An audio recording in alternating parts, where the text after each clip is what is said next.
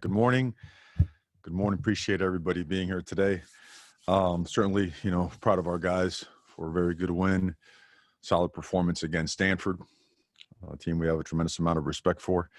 And certainly a lot was learned from watching film, studying tape, making our corrections in our walkthrough, and then putting our focus solely on Washington State for this Saturday's game. With that being said, open to questions. You guys can unmute yourselves when I call on you. James Crapia, the Oregonian. Mario, getting to look back at Tyler's performance, just what stood out, both in good decisions. You mentioned, obviously, after the game, decisions he'd like to have back, things that he can work on heading into this week. Sure, Tyler had a solid game. His decision-making was solid. A couple plays he'd like to have back. Thought his decisions in the run game were really good. We didn't really plan on running him that much, but he ended up running the ball a few more times, was really effective, fairly accurate, created explosive plays, would certainly help generate points. And it's probably the best we've done offensively against Stanford in a long time. So he's growing, he's learning, he's very eager. He's a very, I would say he's a big time student of the game. He's always in there trying to get better and improve. So he takes coaching well, and we expect him to continue to progress and get better. Eric Scopel, 247 Sports. Mario, you didn't tip your hand at who would start at quarterback, obviously, until the game started. Was it truly a game-time decision, and when did you inform Tyler that it would be his he'd get the start? Well, I don't know if it was a game-time decision, but I could honestly say that leading all the way up to game time, feel very confident in any one of our quarterbacks playing right now, meaning our first two guys.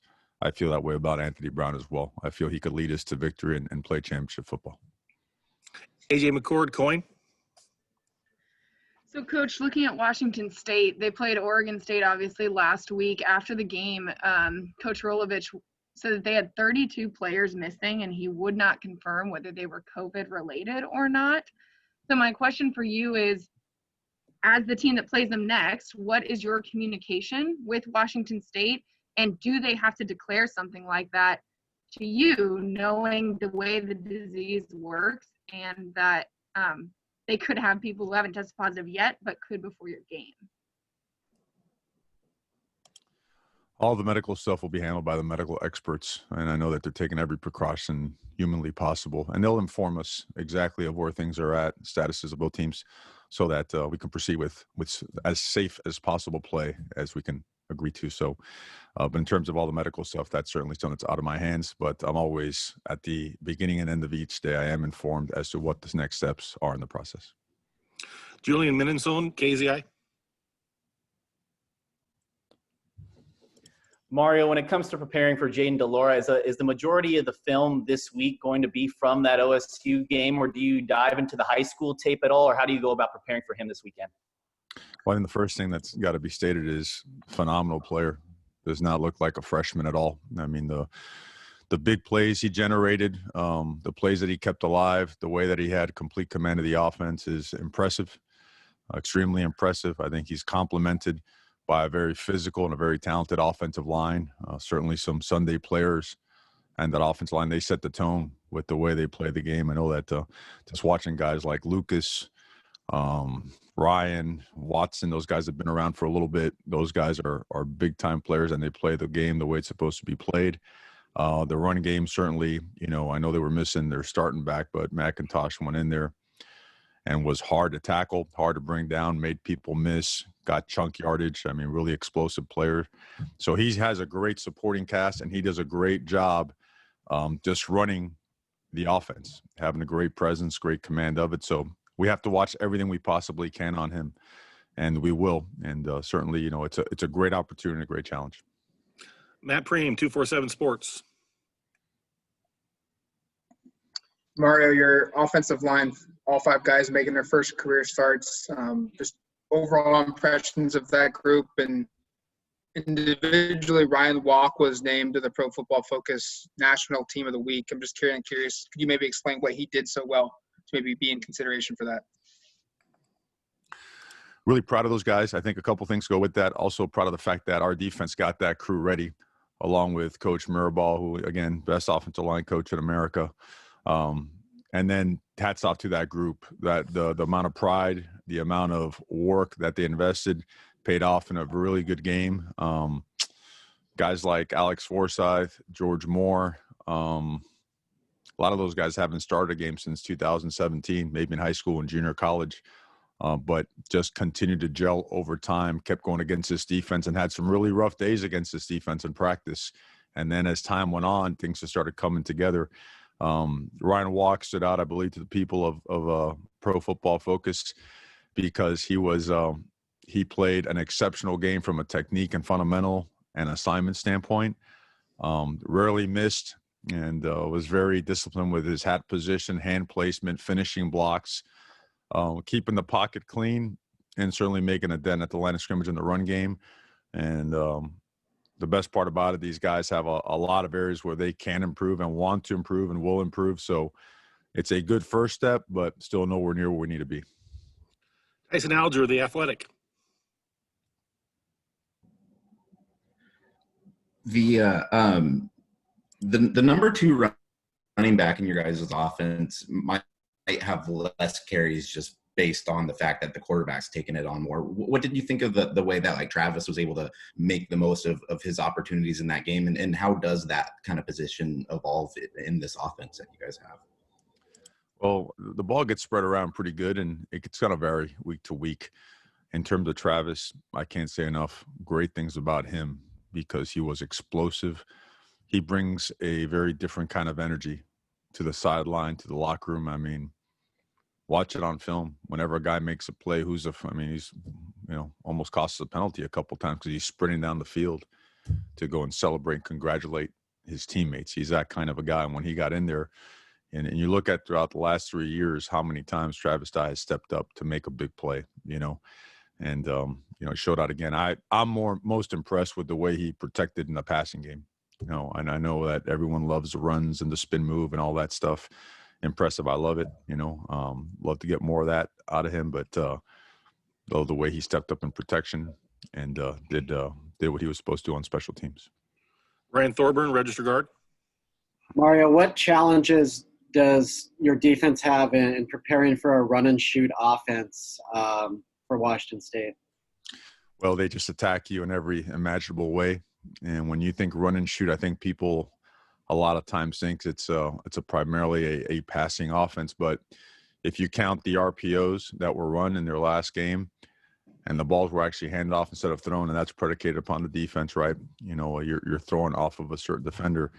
They were very balanced, just about 50-50. So they get downhill in the run game, they'll stretch you and then puncture the line of scrimmage. They're unbelievable at finding the soft spots. They're complemented by 4 receivers that, they are all explosive players. They all have great speed and they all have great body quickness. They all have great make you miss ability. So they find soft spots, and if those soft spots close off, they're very instinctive. They're very precise in moving to the next window and finding the next soft spot. And they're very much in tune with the quarterback. They're a very disciplined operation. They know their system very well. These guys look like they've been together running the system for a while. So they present all kinds of challenges, and they have great football players. They really do. Very impressed in watching them play their first game against Oregon State, a team who also has a very good football team. So Kevin Wade, 247 Sports. Hey, Coach, you were without several tight ends and then Pope on the deal. What's their status and availability this week? Yeah, more than likely they'll be unavailable for this week as well, and we'll go with what we can roll with. A.J. Jacobson, Rivals. Coach, I was curious, now that you've mixed some new defenders in that defensive backfield, what did you think watching the film of them about their performance on Saturday? I thought that we had some great moments, and we had some other ones where, we gave up some chunk plays, and we got to get better at. They also have some really good receivers and made some good throws. But a couple plays we'd like to have back. And for the first time being out there and working together, there's a lot of good stuff, a lot of positive stuff to build upon. And again, our guys are really hard on themselves. So, I'm okay with being hard on them when I speak with you or speak with them, because it's the right kind of critique. It's stuff to help us get better. And they know that this game, we will and should and have to make another significant jump in our execution of the defense. But certainly from an effort standpoint, from a making plays down there in the tight red zone standpoint, there was some great play, and we need to build upon that and make it a complete game. Haley Tennant, Duck TV Sports. So the players of the week were just released, with Noah Sewell being the only player getting it for defense. As a true freshman in his first college game, were you at all surprised by his performance? No, I think, and I'd probably say the same for a lot of other guys that they would have won it, but I think I've seen Noah in high school for 3 years. I was with him at a camp in Salt Lake when he carried the ball and played linebacker and just played everything on the field when he was a freshman in high school. And then I saw him in camp make play after play after play and just cause some really explosive moments, mouthpieces and other gear going all over the place upon collisions and impact. So no, not at all surprised. And I think the best part about it is that he is hungrier to get better. And you'll see a guy that every week continues to climb himself into being one of the best. Jerry Thompson, Ducks Illustrated. Yeah, Coach, at the point in the game where the field goal was missed, were you thinking of putting Anthony Brown in at that point? And when would you put your second team quarterback in, or at least that's what we think he is at this point? Ever put him in when the game's a little closer, just to put him in a more stressful condition? Well, I think that's a more game by game, flow of the game will determine that. Kicking the field goal was important to us. We should have hit that field goal. We missed it. And, certainly was something that could have put the game in a much more comfortable situation. But playing Anthony isn't a comfort thing. Feel really confident with him. Felt that it was the right thing to continue playing Tyler at the time. That's what we went with. And that's the way it rolls. James Kripia. Mario, you guys last year, it was against Cal, but you guys really took Weaver out of the game and schemed him with the O-line, probably better than anybody ever has. Did it well with Hamilcar in the OSU game as well. I'm not asking you to give away things here, but you've done it. You put it on tape. You're asking to give away things. You're always asking to give away things. No. How do you try to take those lessons and apply it to facing a linebacker who was one of the most productive in the country in Jahad Woods? Yeah. Woods is all over the field. And if you put together just a couple years of film and watch the way that he tracks a football, he understands blocking schemes. And when you have linebackers that are instinctive, can run, that have, they're reckless with their body, they throw their body around, but that understand, a double team, a back block, a puller means power, and they could just pull the trigger right now and get downhill and get people off double teams and, spill blockers, and they cause all kinds of chaos, and he's that kind of a player. I mean, he really makes them go. And I'll tell you, Sherman 41 is another guy who has played a lot. You watch him not only on special teams. I'm sure you guys saw, the play that he had this past week. But when you combine those guys, with Rogers and Marsh, and they just have a linebacking crew that knows their system really well. You could tell they feel really comfortable with it. They're a downhill operation now. They're not sitting and waiting for things to happen. You always have to be aware of them, but you still have to run your system. You just have to make sure that you understand what you're playing against. You have to understand your personnel so that you're more effective with your techniques and your fundamentals as opposed to scheme. Eric Scopel. Mario, you rotated through at least 6 offensive linemen. You kind of moved guys around throughout the game. What was that by design? Kind of what up behind that, and is that something you think you'll continue to do next weekend and throughout the season? I think so. Yeah, it was definitely by design. Coach Mario worked those guys at different spots throughout camp, and it paid off. Those guys are very versatile, and you try to figure out, okay, when we were most effective during the course of the game, what combination did what. It was too hard to find a common thread just because the play calling was different when they were in there in different spots. We'd like to get to 7 and 8 in terms of getting guys in there, and we feel like we're getting closer. We felt like 6 was the right number for this game. It's like having 6 starters right now. We need to get to 7 or 8. Preem. I feel like your linebackers fared in that game. Freshmen making calls, Drew Mathis making calls, and you had some guys like Adrian Jackson making his return. Just overall thoughts on that group? Yeah, overall productive. Certainly room for improvement. We want to be more physical. We want to be more physical. We want to do a better job against the run. And credit to Stanford, they did a nice job up front. Their offensive line now has a few starts of working together, and they looked it. They had some good play. And we had our moments too. We had some real good ones, and I know that one run popped on us late, but I think our defense has the kind of pride where it doesn't matter who's in the game, whether it be someone who rotated in or a guy that's been there from the get-go. We want to be more physical. We want to be better with our hands. We want to be better at block destruction. The linebackers had some really bright moments, really bright moments. Fit the run game fairly well for most of the evening. Have a couple other ones that you like to take back. Were effective in pressure as well, and got guys on the ground when they had an opportunity to. So, good starting point is the best way to say it. And lots to improve upon. Warren Williamson, Oregon Duck Football News. Mario, you mentioned early on that you wanted to see improvement. Warren, your mic again. We're going to move on to James, Oregonian. Mario, Andy unveiled the dime package, which has been in the works for a while. I think it was probably in place for an opponent like Stanford with that receiving core, and also Wazoo and that passing attack, and potentially a South team who's got a pretty wide open passing attack. Your thoughts on just that package, and what does Andrew Fallu bring in that dime backer role in that package? Well, Andrew has done a phenomenal job of working his physique into a position where he could play on the edge and play some of the versatile spots inside on the dime package. We're trying to get more speed on the field, but at the same time, you watch how many teams just like Washington State, and I think they were 5th, 6th in the country in 4th down attempts, where when teams are playing 4-down mentality football, your dime package has to be able to play the run as well. You just can't sit back there and cover. If not, they hand the ball run inside zone on 3rd and 9 and move the stick. So Andrew provides a lot in terms of not only the pass rush, but also being able to play the run.